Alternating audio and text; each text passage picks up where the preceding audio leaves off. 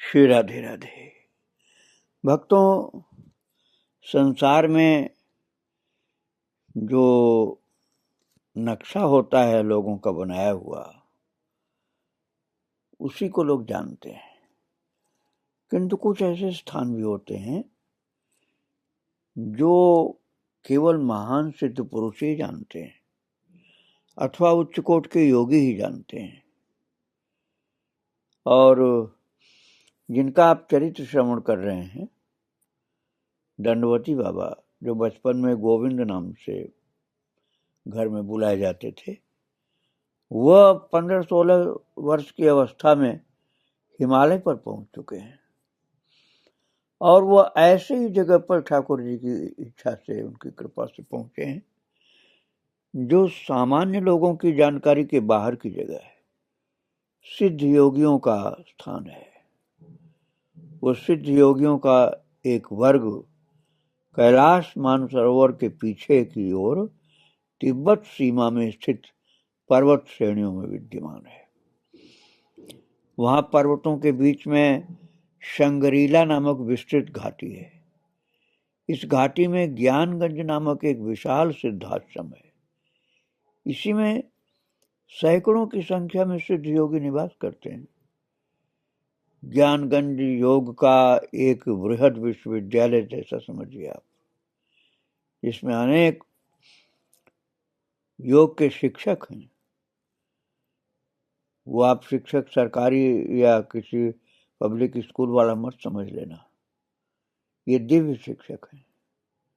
और अनेक योग साधक हैं। वो आप विद्यार्थी मत समझना, वो बड़े बड़े संत लोग हैं। इस विश्वविद्यालय के प्रमुख आचार्य हैं महातपा योगी। महातपा के विषय में पुराणों में भी वर्णन प्राप्त होता है। ये ऋषि प्रवर ज्ञानगंज के सर्वोपरि मार्गदर्शक पद पर विराजमान हैं। और एक खास बात है कि ज्ञानगंज कोई भौतिक आकार वाला आश्रम नहीं है जिसे कोई भी जाकर के आराम से देख ले। वस्तुतः उस घाटी में पहुंचकर भी ज्ञानगंज का दर्शन केवल उसी को हो सकता है जिस पर वहां के सिद्ध योगी जन कृपा करें। और सिद्ध योगियों का दूसरा वर्ग बद्री केदार के पर्वतीय क्षेत्र में निवास करता है। इस वर्ग में भी सैकड़ों योगी हैं, जिनके प्रमुख हैं श्री महाअवतार बाबा। इन्हीं के मार्गदर्शन में योगी गण योग साधना किया करते हैं। हिमालय जाकर के महाअवतार बाबा के दर्शन करने वाले अनेक योग मनीषी पहले भी हुए हैं। और ऐसा नहीं कि आज नहीं, आज भी हैं। और महाअवतार बाबा का चरित्र मैं आपको पहले सुना चुका हूँ, जिसमें मैंने पहले बताया था कि 2000 वर्ष के लगभग उनकी आयु है। कुछ विद्वानों ने महाअवतार बाबा का संबंध गुरु गोरखनाथ के साथ अर्थात नाथ संप्रदाय से बतलाया है। कहा जाता है कि जब आद्य शंकराचार्य केदारनाथ गए थे, तब महाअवतार बाबा ने उन्हें योग मार्ग की दीक्षा दी थी। महाअवतार बाबा सदैव 18 वर्ष की तरुण आयु के ही दिखलाई पड़ते हैं। यहाँ पर हिमालय के रहस्यमय स्थलों में निवास करने वाले योगियों के 2 वर्गों का वर्णन मिलता है, किंतु इनसे अतिरिक्त भी योगियों के छोटे छोटे वर्ग हिमालय में निवास करते हैं। इन वर्गों में प्रत्येक में कुछ ही योगी हैं। ये भी हो सकता है कि वर्ग में न रहकर स्वतंत्र रूप से रहने वाले सिद्ध योगी भी हिमालय में हों। यहाँ जिन कृष्ण प्रेमी गोविंद की चर्चा मैं आपको सुना रहा हूँ, उन्हें भी योगियों का अद्भुत साक्षात्कार प्राप्त हुआ। वही गोविंद जो आगे चल के दंडवती बाबा बनेंगे। तो गंगा के उस एकांत तट पर रहते हुए गोविंद को 5 दिन पूरे हो गए थे और संध्या काल होने को था, और वे उस विशाल चट्टान पर बैठे हुए थे जिसकी चर्चा मैं पहले कर चुका हूँ। सूर्यास्त हो जाने से दिन का प्रकाश बहुत कुछ लुप्त हो गया था और उसका स्थान ले रहा था रात्रि का निबिड़ अंधकार। गोविंद गंगा की ओर मुंह करके बैठे हुए थे। उनके मन में वही उथल पुथल मची थी कि जिसको लेकर के वे घर से निकले थे। वे ब्रजजन जीवन मुरली मनोहर श्री कृष्ण कन्हैया कब मिलेंगे, कहाँ मिलेंगे? दीनहीनों पर दया करने वाले वे नटनागर मुझे कब अपनाएंगे? इन्हीं विचारों में गोविंद खोए हुए थे। तभी अचानक सामने गंगा जी की ओर बिजली की सी एक चमक ने उनका ध्यान खींचा और गोविंद चौंक उठे। गंगा के दूसरे तट पर ये प्रकाश कैसा? और भक्तों में कुछ निर्णय करें इसके पहले ही उन्होंने देखा कि वो जैसे तीव्र विद्युत चमक हो ऐसी आभा गंगा के ऊपर से चलती हुई इधर वाले तट पर उनकी ओर आगे बढ़ रही थी और गोविंद विस्मित थे। वे विस्फारित नेत्रों से उस ओर देख रहे थे और उस दृश्य को समझने का प्रयास कर रहे थे। कुछ ही क्षणों में धीरे धीरे उस प्रकाश पुंज का रहस्य खुलने लगा, परंतु रहस्य खुलने के साथ ही विस्मय कम होने के स्थान पर उत्तरोत्तर बढ़ता ही चला गया। गोविंद ने देखा कि लगभग 7 फुट से भी अधिक लंबाई वाले एक सुंदर स्वरूप के संत गंगा के तीव्र प्रवाह के ऊपर चलते हुए क्रमशः इस तट की ओर आ रहे हैं। उनकी विशाल जटाएं जो गंगा जल का प्राय स्पर्श कर रही हैं। संत के शरीर से एक विशेष उज्जवल कांति स्फुटित हो रही है। इसे प्रथम दृष्टि में गोविंद ने बिजली की चमक के रूप में देखा था। इस दृश्य को देखते आश्चर्य में से गोविंद के भीतर कृष्ण संबंधी विचारों का प्रवाह बहने लगा था और वही प्रवाह एक बार फिर और तीव्र हुआ। वे सोचने लगे कि जैसे ये संत आकस्मिक रूप से मेरे सम्मुख आए हैं, ऐसे ही मेरे प्यारे कृष्ण भी अपने विरह से तड़पते भक्तों के सम्मुख अचानक प्रकट होते होंगे।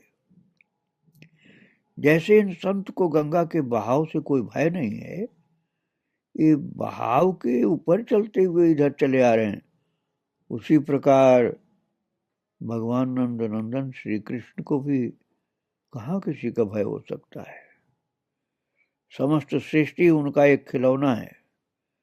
जब उनका जी चाहता है अपनी इच्छा मात्र से इस खिलौने को प्रकट करके इसके साथ खेलने लगते हैं और जब उनकी इच्छा होती है इसको तोड़ करके फिर अकेले ही रहते हैं। गोविंद इन्हीं विचारों में डूबे हुए थे कि तब वे संत गंगा पार करके उनके सम्मुख आकर के खड़े हो गए और गोविंद चकित भाव से उनकी ओर देख रहे थे। ऐसी भव्य विशाल और असाधारण देह जिसकी कल्पना करना भी अत्यंत कठिन है, जिसे वे अपने सामने खड़ा देख रहे थे। गोविंद उनसे क्या वार्तालाप करते? उनकी तो विस्मय ने ही उनकी वाणी रोक रखी थी। उन संत से परिचय पूछना तो दूर था, गोविंद स्वयं अपने परिचय को भी जैसे भूल गए, चकित होकर के देख रहे थे चारों तरफ। तभी दोनों के बीच की इस नीरवता को भंग करते हुए उन संत ने स्वयं ही अपनी मेघ गंभीर वाणी द्वारा गोविंद से एक प्रश्न पूछा। और कोई सोच सकता है कि महाराज वन प्रदेश में गंगा जी के सुदूर एकांत तट पर रात्रि के प्रथम प्रहर में एक किशोर बालक की उपस्थित और अवश्य जिज्ञासा का विषय था। अतः उन संत जी ने यही पूछा होगा कि तुम कौन हो, कहाँ से आए हो, यहाँ क्यों बैठे हो। किंतु ऐसा नहीं, उन संत ने जो प्रश्न पूछा उसका सीधा सीधा अनुमान नहीं किया जा सकता है। ऐसे अपूर्व योगी इन प्रश्नों को क्या पूछेंगे, वो तो अंदर ही अंदर समझ लेते हैं। वास्तव में उनकी दृष्टि गोविंद की देह पर नहीं थी, फिर देह संबंधी प्रश्न क्यों पूछते हो? उनकी दृष्टि थी गोविंद के अंतर मन में हिलोरें ले रही कृष्ण दर्शन की लालसा पर। अतः उस लालसा को और अधिक जांचने परखने के लिए उन संत ने पूछा, यदि तुम पत्नी चाहते हो तो यहां से वापस चले जाओ। यही उन संत का पहला वाक्य था जो उन्होंने गोविंद से कहा था। और फिर उन्होंने कहा, लेकिन संत मिलन सम सुख जग नाहि। संत जी से ये बात सुनकर गोविंद सिहर उठे। विदृढ़ता के साथ गृह त्याग करके लक्ष्य प्राप्ति के लिए निकले थे, तो फिर संसार के प्रपंच की ओर जाने का उनके मन में कहां से विचार आ सकता था। संत से सुनकर उन्हें रोना सा आ गया कि हमें आप संसार में नहीं फंसाइएगा प्रभु। उन्होंने संत जी के चरणों को पकड़ लिया और रोते हुए केवल इतना ही कहा, नहीं नहीं नहीं, हमको संसार में नहीं फंसना। अब की बार महात्मा जी का रुख और कठोर था और वे जरा तीखी दृष्टि से देख रहे थे, जैसे वे गोविंद की कठिन परीक्षा लेना चाहते थे। इसलिए वो बोले कि नहीं, तुम वापस चले जाओ, घर जाओ। गोविंद तो उनके चरणों में लिपटे हुए थे।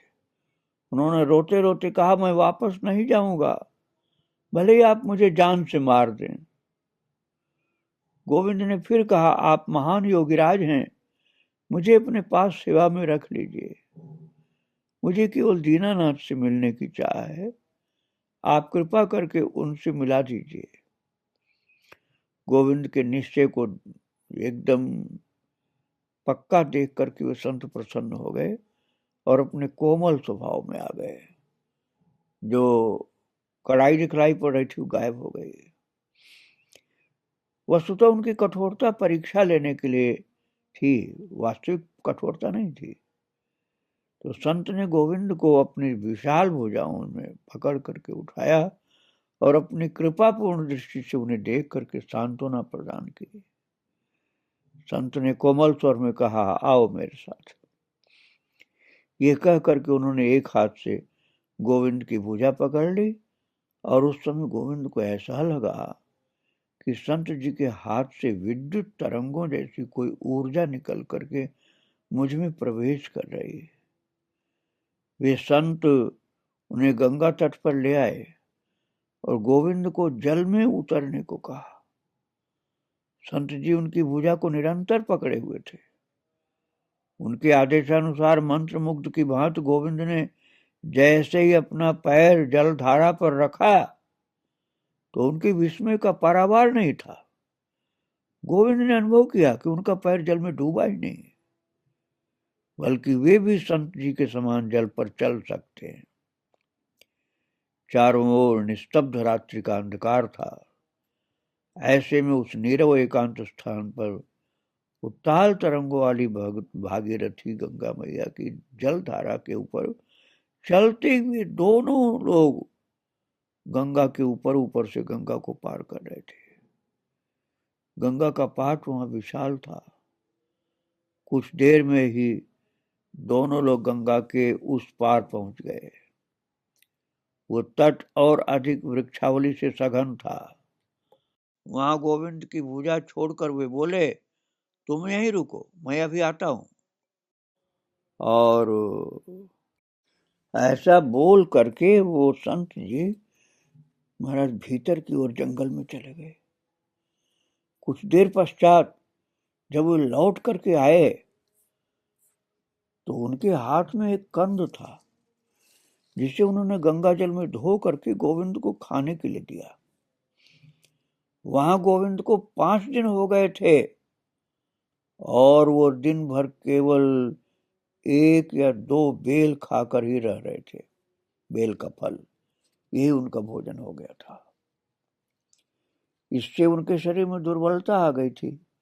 किंतु अब संत जी द्वारा दिया गया वो स्वादिष्ट कंद जैसे ही उन्होंने खाया तो न केवल उनकी क्षुधा शांत हुई बल्कि दुर्बलता भी दूर हो गई और उनमें एक नई शक्ति का संचार हो गया। और भक्तों, महात्मा जी गोविंद को साथ लेकर के उस निबिड़ रात्रि में पहाड़ी रास्तों से चलते हुए आगे बढ़ने लगे। संत जी आगे चल रहे थे और गोविंद उनके पीछे पीछे चल रहे थे। तो कुछ दूर चलने पर किसी चट्टान को चढ़ने के प्रयास में गोविंद का पैर थोड़ा फिसल गया और इसलिए उनको चल पाना मुश्किल सा लग रहा था। तो ये देख करके संत जी ने उन्हें अपने कंधे पर बैठा लिया और इस प्रकार वो पहाड़ी यात्रा तय हुई। रात्रि का दूसरा प्रहर प्रारंभ होने पर गोविंद को कुछ नींद सी आने लगी। ये देखकर संत जी ने एक उपयुक्त स्थान खोज करके उन्हें सोने के लिए कह दिया। प्रातः ब्रह्म मुहूर्त में दोनों ने झरनों के जल से स्नान आदि किया। थोड़ी देर में उषा काल हो गया। भगवान सूर्य के प्रकाश से वन पर्वत सभी आलोकित से हो गए। गोविंद ने देखा कि वो ऐसे स्थान पर हैं जहां चारों ओर ऊंचे ऊंचे पर्वत हैं। अब दोनों पर्वतीय रास्ते से ऊपर की ओर बढ़ने लगे। वो क्षेत्र सर्वथा जनशून्य था।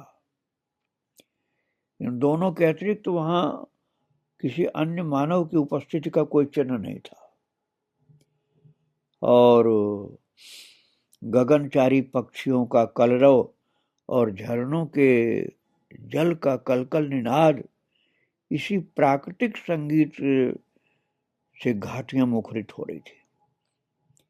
कितनी ऊंचाई तक और कितनी दूरी तक गोविंद और उन संत जी के साथ गोविंद मतलब एक दोनों एक दूसरे के साथ चलते रहे, तो निश्चित रूप से बता पाना कठिन बात है। इतना ही समझिए कि वो चलते रहे लगातार चलते रहे और ऊंचे ऊंचे पर्वतों को पार करते हुए ये यात्रा चालू रही उनकी। कहीं कहीं पुण्य सलीला गंगा जी के दर्शन हो जाते थे।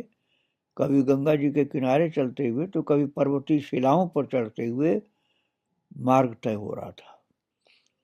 अंततः वो दोनों लोग किसी ऐसे स्थल पर पहुंचे जो बहुत विस्तृत नहीं था। एक दूसरे के निकट पर्वत के बीच में जैसे कोई सुरम्य विश्राम स्थल ही था। वहां एक और पर्वत से सटी हुई एक विशाल शिला थी और संत जी उस शिला के निकट गए और उन्होंने बिना प्रयास के सहज ही उस शिला को आगे सरका दिया और अनेकों व्यक्तियों द्वारा भी जोर लगाने पर जिसे हिला पाना संभव नहीं था उसे उन्होंने सहज ही सरका करके एक और कर दिया। और गोविंद देखकर चकित हो गए कि इतनी बड़ी शिला कैसे इन्होंने सरका दिया। किंतु वे तब और अधिक विस्मित हो गए जब शिला के हटाने पर उसके पीछे का दृश्य उन्हें दिखाई दिया। एक विशाल और गहरी पर्वतीय गुफा नीचे दिखाई पड़ी जिसके मुहाने पर वो शिला द्वार के रूप में स्थापित थी। संत जी के साथ गोविंद ने गुफा में प्रवेश किया। गुफा भीतर से बड़ी थी और कुछ गहरी भी। भीतर एक झरना भी था, बह रहा था वो, जिसके जल प्रवाह से वहां कलकल निनाद हो रहा था।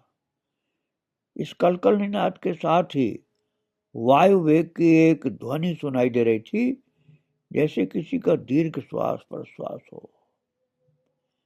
गुफा के भीतर संत जी गोविंद को उस स्थान पर ले गए और गोविंद चकित दृष्टि से चलते पहुंच गए उनके साथ साथ। जहां से वायु के चलने की आवाज आ रही थी ना, उसी जगह पर संत जी गोविंद को लेकर पहुंच गए और वहां पहुंच करके जो दृश्य गोविंद के सम्मुख आया वो बड़ा अद्भुत था। अभी तक की घटनाएं जो थी, जैसे चलते हुए गंगा पार करना, विशाल शिला को सहज सरका देना, ये सब तो गोविंद ने देखा, लेकिन उससे भी ज्यादा चकित करने वाला दृश्य देखा। गोविंद देख रहे थे कि विशाल काय संत को, जिनकी देह पर बड़े बड़े बाल थे, वे संत आसन लगा करके ध्यानस्थ मुद्रा में बैठे हुए थे और उनके नेत्र बंद थे और भौहों के केश नेत्रों पर तथा मुख पर इधर उधर फैले हुए थे। गोविंद ने उन संत का कई वर्षों बाद अपने शिष्य मंडली के सम्मुख जो वर्णन किया, बाद में बताया था गोविंद ने, उनके अनुसार आसन लगाकर बैठे हुए उन संत की उस अवस्था की ऊंचाई वहां खड़े हुए गोविंद की कुल लंबाई के बराबर थी। गुफा में व्याप्त झरने के कलकल ध्वनि के साथ वायु जो सुनाई पड़ रही थी, वो उन संत की श्वास प्रश्वास की वायु थी। उनकी श्वास जो थी वो इस प्रकार की ध्वनि से युक्त थी।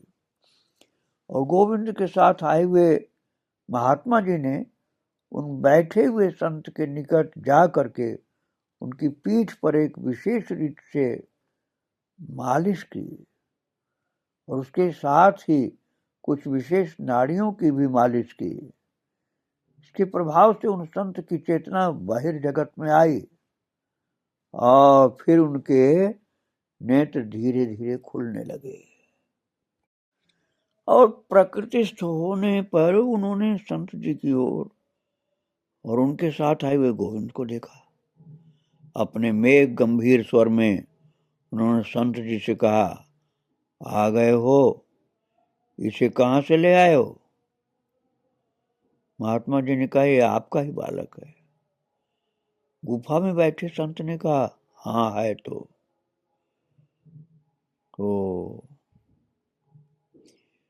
गोविंद ने बाद में बताया था कि उन लोगों की वार्ता जो थी संस्कृत में हुई थी, हिंदी में नहीं।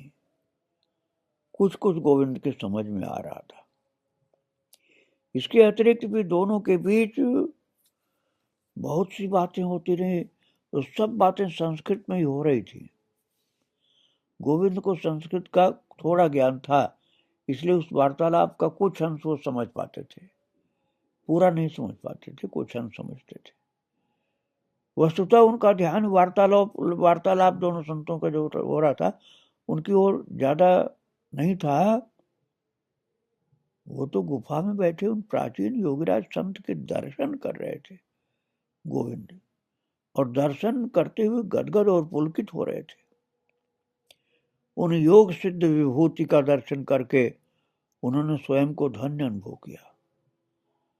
कुछ देर पश्चात गोविंद को खाने के लिए कुछ फल और एक कटोरे में कुछ पेय पदार्थ दिया, जिसे पी करके उन्हें 7 दिन तक भूख प्यास नहीं लगी। ऐसा अनुमान किया जा सकता है कि वो पेय कुछ विशिष्ट वन्य औषधियों का रस रहा होगा।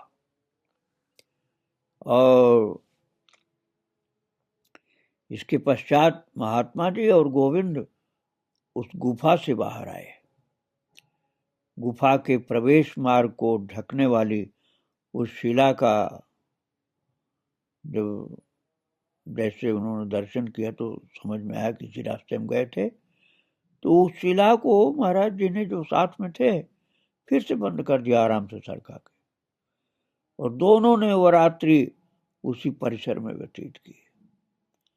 अगले दिन प्रातः स्नान आदि देह कृत्य के कार्यों से निवृत्त होकर के पुनः और ऊंचाई की ओर यात्रा प्रारंभ की गई। वो आगे की यात्रा कितनी लंबी थी इस विषय में ज्यादा वो नहीं बता पाए, क्योंकि वो तो संत के साथ चलते जाते थे। किंतु उनका कहना है कि कम से कम 1 दिन की यात्रा तो जरूर रही होगी। और इस अनुमान से अब आप समझ लीजिए कि गंगा जी के उद्गम से भी ऊपर होंगे शायद। और गुफा के आगे की यात्रा जहां समाप्त हुई, वहां एक बहुत बड़ी चट्टान थी। चारों ओर पर्वतमाला के नयनाभिराम दृश्य थे। निकट और दूर अनेक छोटे बड़े जलप्रपात दृष्टि को आकर्षित कर रहे थे। वृक्षों पर पक्षियों का कलरव भी सुनाई पड़ रहा था। और उसके बाद गोविंद को दिखलाई पड़ा कि 5 संत बैठे हुए हैं वहां पर।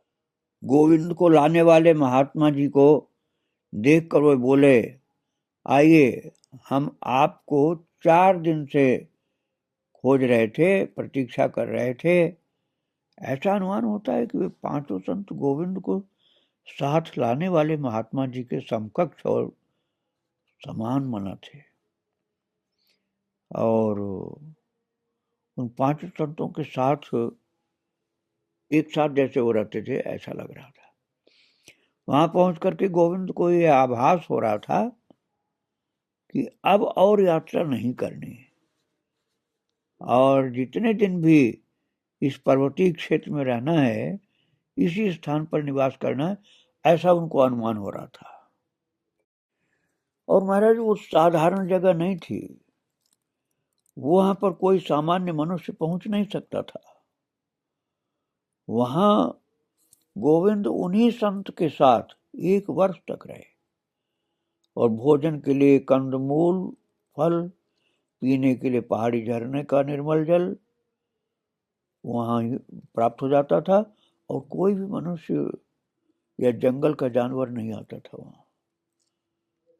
गर्मी में खुले आकाश के नीचे रात्रि व्यतीत होती थी, तथा वर्षा एवं शीतकाल में भी कभी सघन वृक्षों की छांव में तो कभी पर्वत की कंदरा में। उस स्थान में एक विशेषता थी कि वहां जंगली हाथी कभी नहीं दिखाई दिए, और इसका कारण था कि उस क्षेत्र में सिंह की आवाज गूंजती थी, जिसके भय से वहां हाथी नहीं आते थे। और महाराज 6 जो योगी थे, 5 पहले से, एक महाराज जी जो ले आए उनको, उनसे गोविंद यथावसर सत्संग और वार्तालाप का लाभ, उनकी वार्तालाप का जो सत्संग होता था उसका लाभ प्राप्त करते थे। तो उन संतों से जो गोविंद को लाभ प्राप्त हुआ है, उसके विषय में मैं आपको कल सुनाऊंगा।